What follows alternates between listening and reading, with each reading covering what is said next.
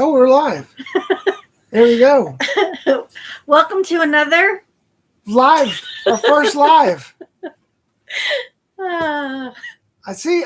We were watching everybody in the chat talking about real estate, and it's a little crazy. So I guess we should ask, can anybody, hey, Ron, what's up? Can you hear us all right? we're really not sure what we're doing.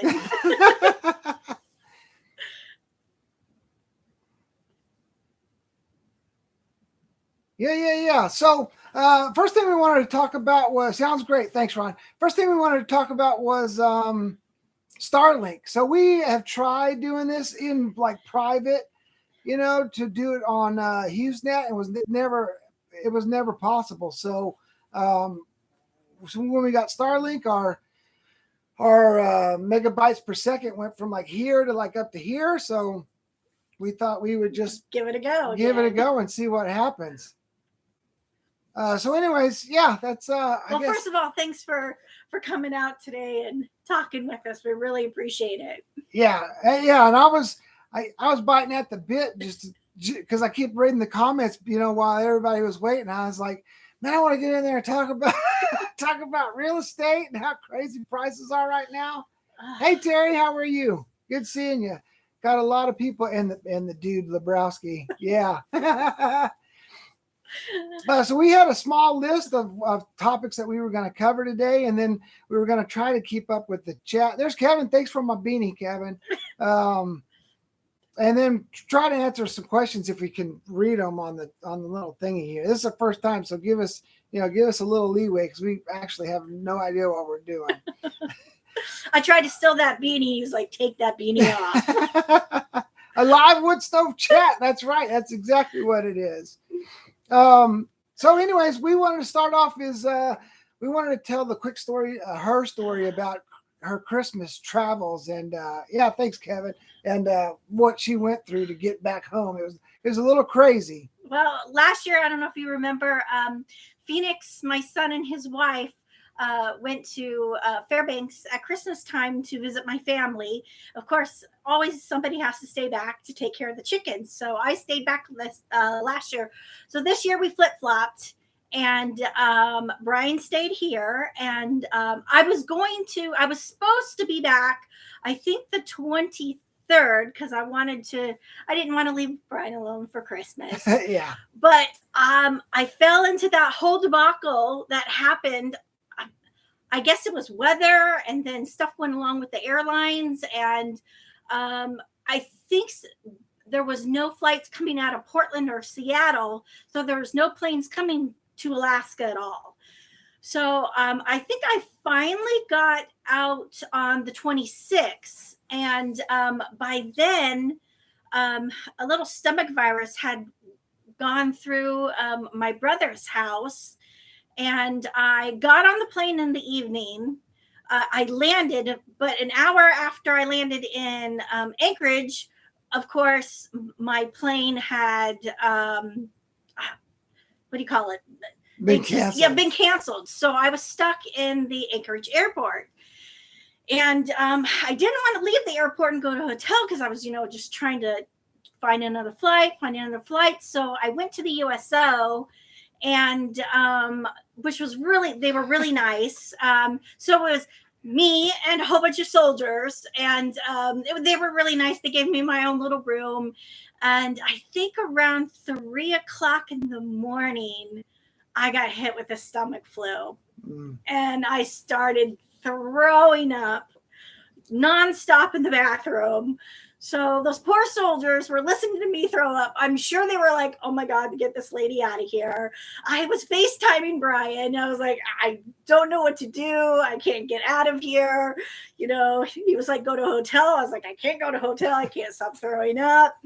But it ended up being a nightmare. But finally, everything kind of settled down, and I was able to stay there and get onto a flight when I was feeling better. So that was I will never travel by myself ever again in the wintertime.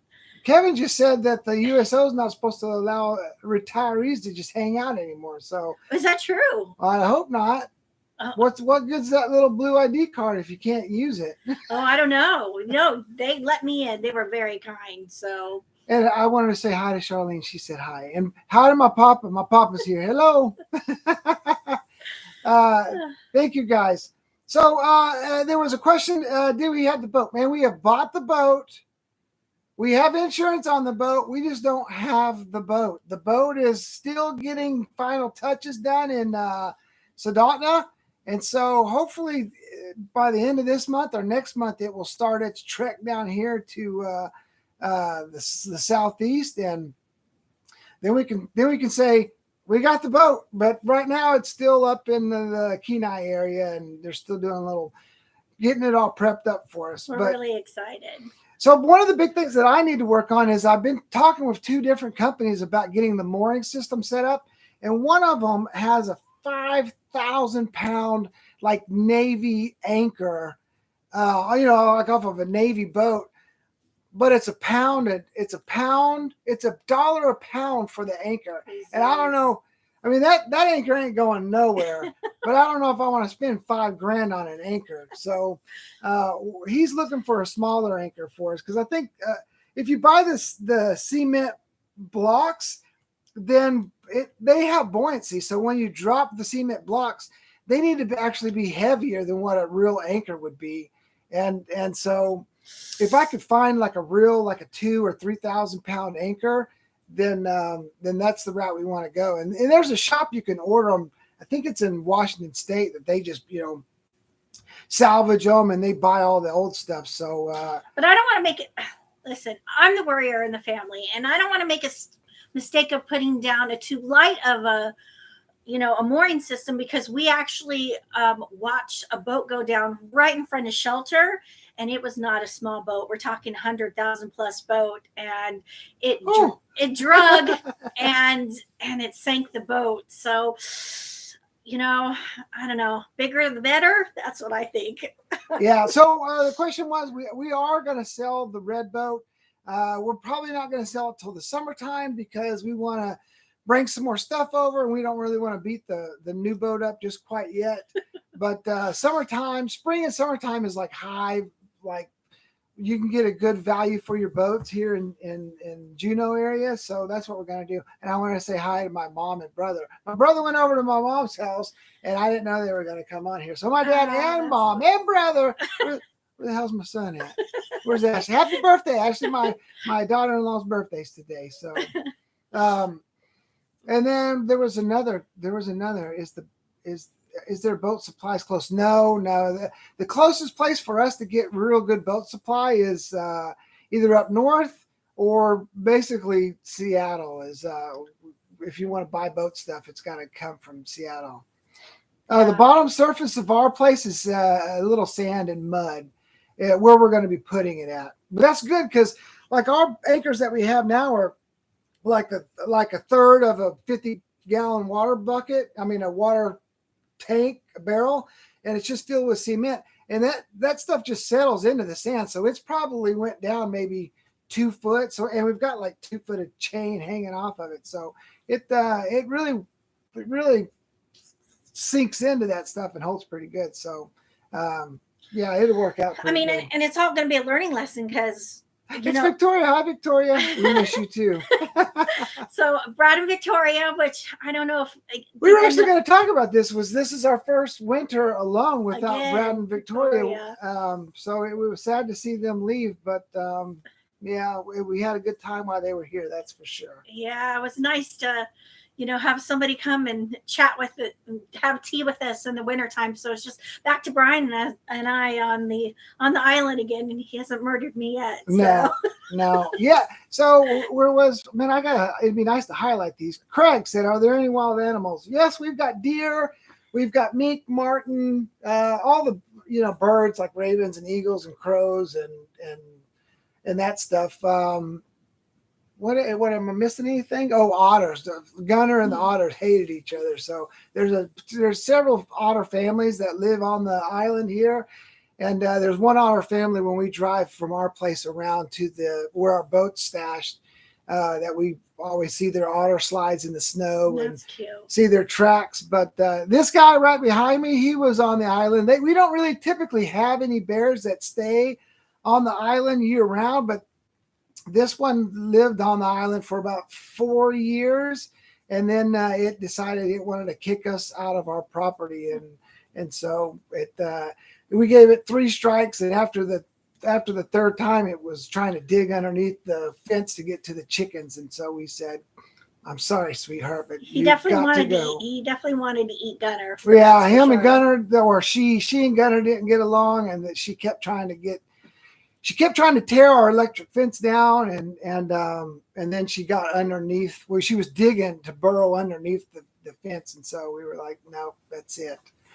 So anyways, the boat anchor is the big thing on the list, and so here's my goal for this year is I have never made a 52-week year and published 52. I'm going to do at least 52 videos this week, and so cross your fingers. Wish us the best. Well, I'm hoping, that we'll take some time away from the island and get on the boat and go some places this year. So this summer, I'm really excited about that. Man, listen, Deb, I love watching otters, and they're so cute. And these are river otters, and the sea otters are even cuter. We don't have sea otters around here, not local in our little island area, but I love they'll attack they'll drown dogs. I mean, yeah, I love them, but I don't like dealing with them. They're awful cute though. Yeah. Are we cutting out? Well, hopefully not. Oh, so you want to talk about? Let's see. Something different that happened was just recently. Well, I guess it started maybe 1 or 2 years ago. There was I don't know, what would you call that? A proposition? I don't know if that's the word for it, but yeah, their proposal. Yeah. So there ended up being a kelp farm that just within the last couple weeks went up right in our area where we moor our boat, and I don't know. I guess it's not as bad as I thought it was going to be. Yeah. So if you Google like kelp farm pictures, they're pretty hideous because there's like hundreds and hundreds of just buoys. And we thought it was going to make our place look just hideous because it's over by where we park our boat. And, there's only maybe, I don't know, 25, 30 buoys over there.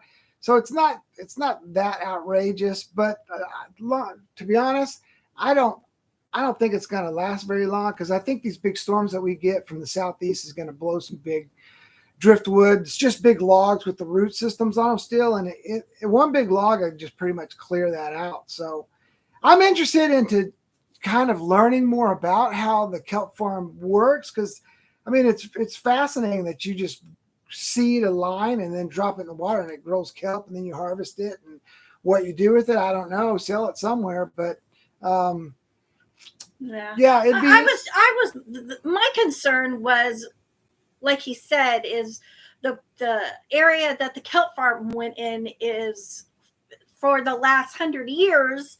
Any fishermen knew that area was for safe harborage. Yeah. Definitely when the northerlies come up, and we've gone out there when it's 50 knots coming from the north, and if somebody gets stuck out there, they know that that's where they can go to harbor down and be safe. Which just it has been really windy this winter. Well, I know I say that every year, but I mean, we just that's because it's windy every year. I mean, just 2 days ago we were rocking 60 knots right out here. And, we've seen 3 boats at one time that got caught and had to harbor down. So that was my concern, was that safe harborage was taken, and everybody knew that they could come there. So, and the whales go through there. And yeah. I'm really concerned about that also. We get orcas that go through there quite a bit. So yeah, it's a kind of a bummer that it's there. But, like I said, it's a good learning experience for us because I've never been around a kelp farm. So yeah, I'm interested in finding out what it's all what about. all entails in making a kelp farm grow. Yeah, because I think their permits for 10 years. So, um, Pacific Bushcraft. He said, "DD, great to see you." oh, um, I had a thought and I lost it. Yeah, so we'll see what happens with the kelp farm. One thing that I wanted to talk about was so on the buffering. So this is Starlink. Right now we've got 20 and 25 knot wind, so it's fairly breezy outside right now. But we're still getting good pings or whatever. So the signal's still pretty good. That we look a little grainy, at least on our side, but that's just because we're using a laptop camera. So yeah. Anyway, so we also wanted to talk about Raven.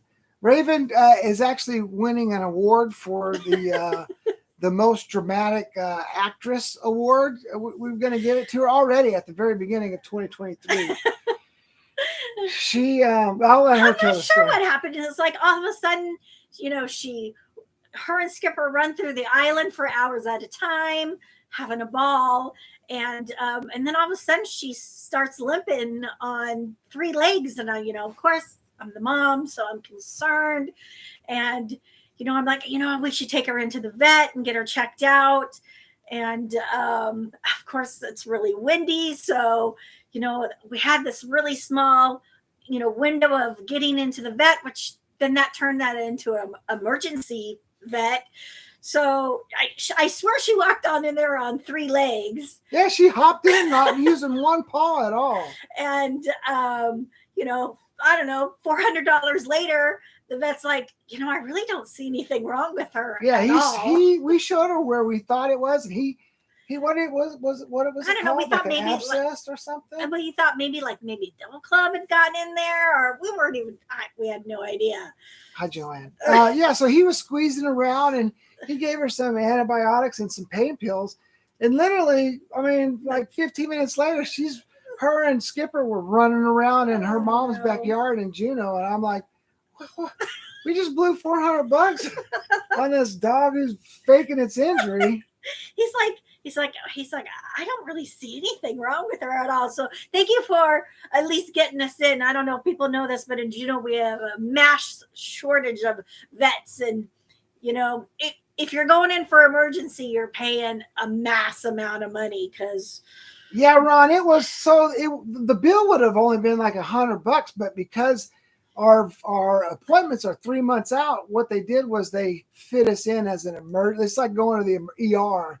And so it was like a 200 something bucks on top of that. And then the antibiotics and stuff was about $100. So yeah, it was, about $400 for everything, out the door. But holy smokes. I was like, Raven, really? She's going to have to walk on 3 legs for a day before I give it some time. Let's see how she does. Oh, goodness. Yeah, that's true. When you're concerned about your pups or your people, you do what it takes to, you do what it takes to get them fixed up. Okay, yeah. And I'm worried. Hey, Mr. Funk, what's up? Highway robbery. Yeah, it is kind of highway robbery. But listen, if there's any vets out there in the lower 48 who want to move up to Alaska, especially Juneau, come on up, because the more vets we have, the more competition there is to get clients, and we'd love to. I think we went from 8 vets in Juneau, and then we had 2, and that's for everybody in Juneau. Yeah. So nobody could get literally could get a. Mandy says hi, Mandy. Hi, Mandy. Yeah, Charlene, our pets are our family, that's for sure. So then the other thing that we were going to just go over was topics. So we were going to ask and boat mechanics. Yeah, we need boat mechanics too. Holy smokes. We were gonna throw the question out there. Is there any topics that we haven't covered that you thought that you would like for us to cover this year coming up? And some of the big topics is, since Ron's here, hey Ron, we've got to get the wood mill up and running, the sawmill. So I was going to try to do it this winter, but believe it or not, even in the Southeast, the ground freezes enough where I can't dig with the little backhoe. So, yeah, I have to wait till spring and the ground thaws a little bit, and then we can start breaking ground on the structure. Yeah, where's the sawmill? Yeah. Yeah. Oh, where's it going on the lot? It's gonna go in the back. We're gonna put it kind of back behind where the tents are, I think, and we'll clear a little area, throw some rock down, put some get some bracing there for it, and we're gonna put it up on like a little platform. So hopefully it's got leveling legs, but hopefully we can get the platform level enough and then just do some micro adjusting to more tree cutting. That's right. I hug every tree before I cut it. I promise. We do. This year's so that's what we're talking about. So we need to get the sawmill up and running.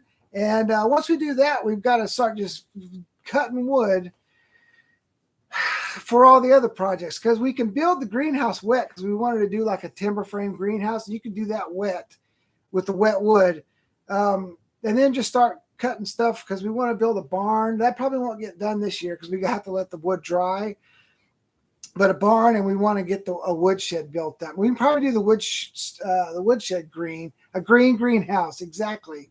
We wanted to get the woodshed. We can do green as well. So that's some of the big projects, and then just going on our little adventures on the boat. So I'm really excited. Yeah. And so our boat, and so her mom and dad's not here, so we can, no, I'm just kidding. They'll watch later. But listen, we already picked out a name for our boat, and it's going to be called Seaku. Seaka.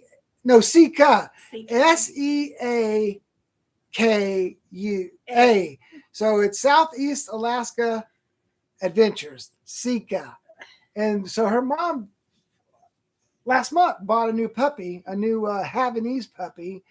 And so when we came in, she goes, "We're naming him Siku." And I'm like, "That's Siku. That's the name of our boat."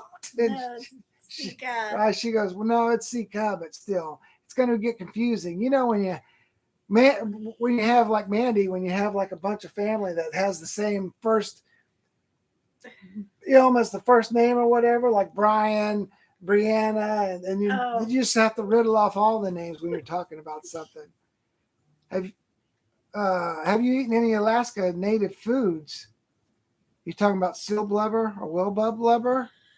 Yeah, I have a friend who she goes out maybe once a year, and she's able to Hemlock, yes. take seals, and it's just a little bit. I don't really enjoy it. It's a little soup. The soup was a little, I don't know. It was a little too much for me. It was just really rich. So I wasn't too happy about that. Growing up, I used to eat a lot of seaweed and dried salmon. Mrs. Stitt would make that for me all the time. So, but not much. I mean, that's maybe something that when we go on our little adventures this summer, that we can meet people in wonderful Southeast Alaska, and maybe that's something we can go into. Maybe people would. Maybe I can't do it though, dude. I was going through the Special Forces qualification course. He's a big baby, and I was like, I'm getting ready to go into SEER school, and I don't eat what you call it. He doesn't eat sushi. Sushi, yeah, I don't eat raw fish. And so we were doing one of the Japanese steakhouses, where they do the choppity. And I was like, I'm getting ready to go to SEER. Let me hit one of them tunas. And I popped that tuna in, and I was like, bleh, bleh. And the guy was chopping, and he was like, he just pointed. He goes, "Drink water." And I go, look, look, look. But no, I have a very. I was raised on meat and potatoes, so if it ain't meat and potatoes, I've had to learn to love fish. I mean, it took me a couple of years to even start enjoying fish. Because, I'm from Oklahoma. She's from Alaska, and I'm from Oklahoma. So, yeah. I could eat mushrooms all day, portobello mushrooms for sure. Are you talking about the psychedelic mushrooms? I know you do, dude. Oh, yeah, this. Been there, done that. Don't want to go back. No, definitely not. Yeah, that was a rough course. That's a whole nother story. I went through the Q course in 2000, and we were going in 2008, and man, we just had a rough patch. So I had to do a withdrawal from the course, and then to PCS, because we didn't want to lose our home in Colorado, and we were living on military housing in Fort Bragg. But Bragg was also what, 40 when you were going? 30. I think I was 37. So everybody in the course was calling me Grandpa because I was the oldest. Yeah, they would call us like Mom and Dad. Yeah. So we moved back to. They gave me a withdrawal from the course, and we moved back to and put our house up for sale in Colorado. And then actually, we were just getting her back to. Yeah, and you were supposed to. And I was going to go back like in a couple of months and get back in the course. And so they go, just call us. So I called and I said, hey, I'm ready to go back in the course. But while I was in the course, I'd made E7, and they were like, we're not taking E7s no more. So my big dream of becoming the tip of the spear went into the toilet. But it was a great dude. It was a great learning experience. A great bunch of guys. It's a tight-knit unit, and I was in 10th Special Forces group as support for 4 years or so, and man, that was definitely one of the best. I did 2 tours with 10th Special Forces, best group of guys you could ever imagine, and they're the ones who were like, dude, you need to go. And so I was like, well, if they said I need to go, maybe I'll go. So anyways, it didn't work out the way I wanted it to work out, but that's the way life, shoot for the stars and see where you land. Well, Brian's always up for adventures, so yeah, that's why my back and neck hurt all the time, because 15 years of jumping out of planes, and you're like, ah. Yeah. So, anyways, let me see. Let's read some comments. You see anything you wanted to talk about? How's the new boat coming along? We talked about it. The boat's coming along just great. It's hopefully will be here. You were 39 when you went through. Good. You were the old timer. Good Lord, man. Yeah. No, that's, yeah. Kevin, kudos to you, man. That's awesome. Raise meat birds this year. I want to build the barn first before we get the meat birds, because that was typically built just for layers.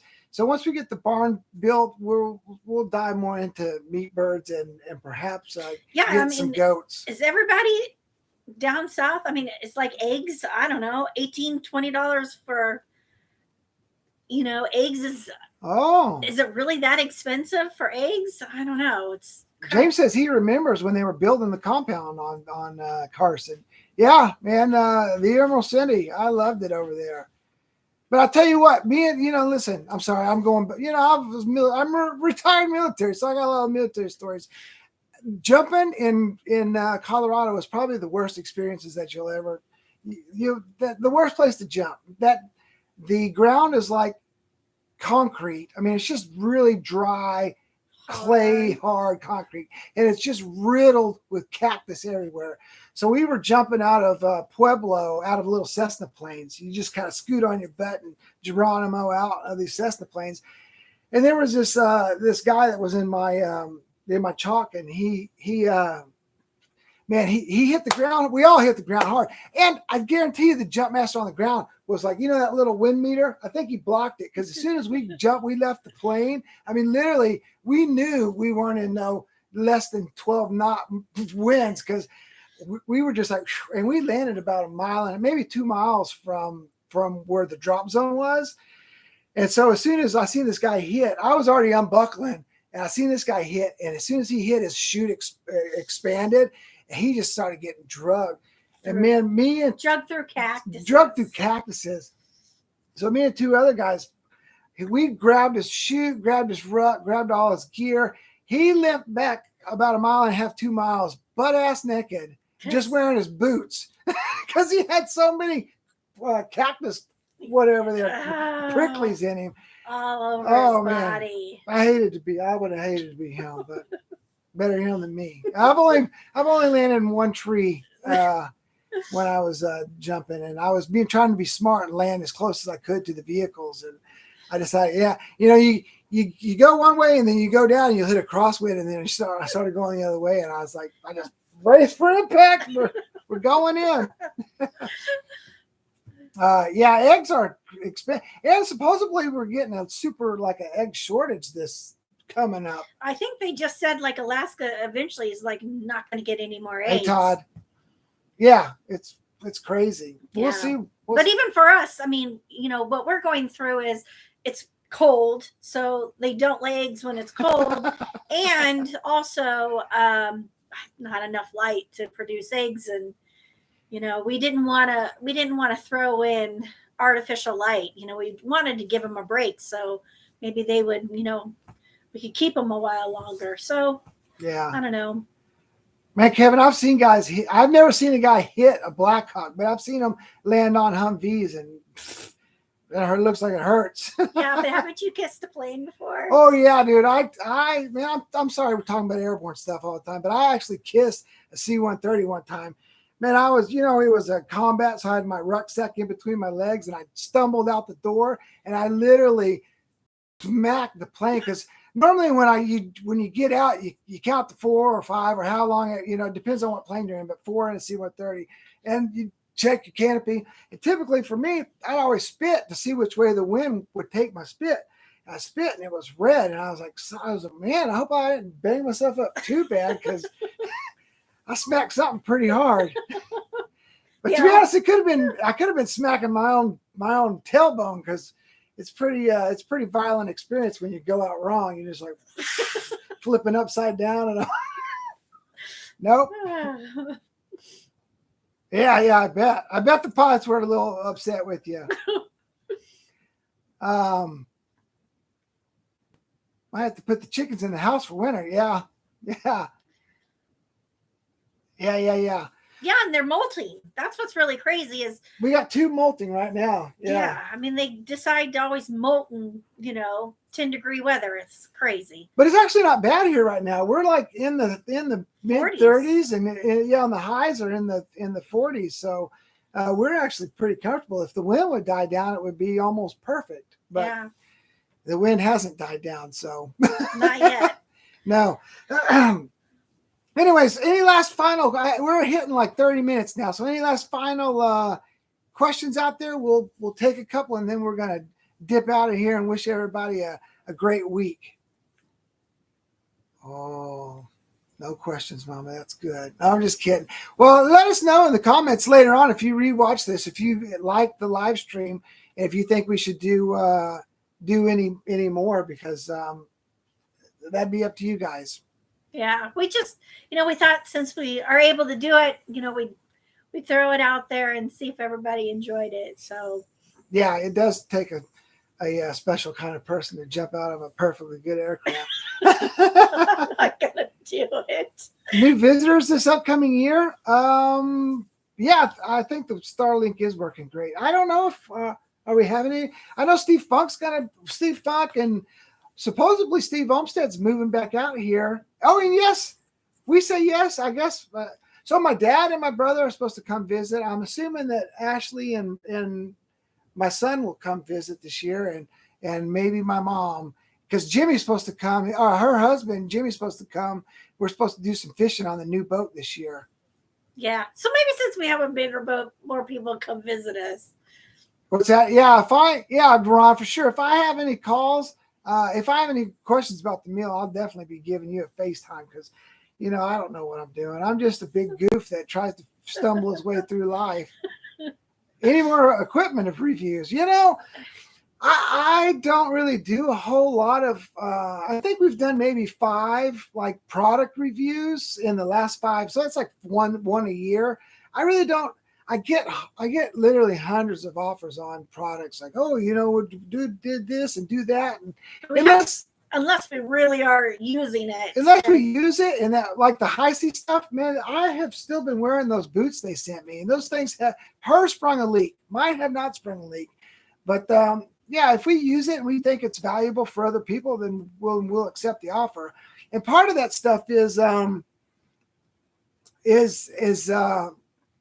say, hey, if I don't like the product, then I'm not gonna, I'll do a review on it. But because some people are like, well, we sent you a product, we want our review. I'm like, I'll do your review. You're not gonna like it, but I'm gonna do your review. So anyways, yeah, we'll see what 2023 brings. I'm not super huge into product reviews, but yeah, we'll see. If it benefits us, like if it's something that we would really use, then yeah, for sure. Is Starlink expensive? Man, it's not any more expensive than HughesNet. HughesNet was about $500 for all the equipment. That's the same with Starlink. And I think HughesNet was $100 to $105 and a month for service, and Starlink's $110 a month for service. But night and day, what it offers. Yeah, there's no comparison. There's no comparison. That is so true. Matter of fact, I need to cancel HughesNet right after this because there's no reason to go back. We have had one. I think it was an outage. like a 5-minute outage. Everything else is like a 0.2 second, outage. But if you're like watching a movie or something, you don't even realize that it went out because you don't buffer at all. So on YouTube videos, like if somebody's doing a product review and I just want to watch the video, I just go like skip. And I know y'all do that too. Don't hate on me. But in HughesNet, I'd be like skip, and then it'd start rainbow wheeling. And so, but with Starlink, I can skip I can skip a full minute ahead and not buffer at all. Well, okay, and I don't know, with Starlink, the little, literally. You too, Charlene. It's about that big, and it's heated. So when it's raining and sleeting on it, it doesn't shut down where HughesNet did. Yeah. So, because that big, that big bowl would just get, a sheet of ice on it, and then it would quit working. So that was definitely a plus. Yeah. So they just launched 51 more satellites here in the Arctic region. So our internet should be even getting better in the near things, all aligned and talking with each other up there in the low orbit space or whatnot. So no, dude, I haven't seen any Starlink satellites. It's always cloudy here, so we don't even really. It's got to be like Venus, Mars, and Jupiter all aligned. Like if we get like a 5 northern light forecast and we've got clear skies, then we can see the northern lights. But typically, if you look up, you just see nothing. Yes, it is always foggy and rainy here. Yeah. So, anyways, thank you guys all. Wait, my mom asked something. What? Answers about Wood Stove Wednesday, please. Inquiring minds want to know. So maybe we'll do this for Wood Stove Wednesdays if people like it. Yeah, we'll see. We'll see. Yeah, let us know. I think it went off well. I don't know. I mean, look, I'm a little parched, but I talk a lot, so. We had fun. Yeah, we did have fun. So yeah, I mean, instead of doing like a pre-recorded Wood Stove Wednesday, maybe just do like a live stream. Yeah, like a live stream Wood Stove Wednesday. Well, so we shall see. Anyways, that sounds great. Man, I thank everybody for showing up. This went better than I had expected. Yeah. We want to thank every single one of you for your support, and we have a great week, and we look forward to seeing you on the next video. Talk to y'all later. Thank you. Bye-bye. Bye.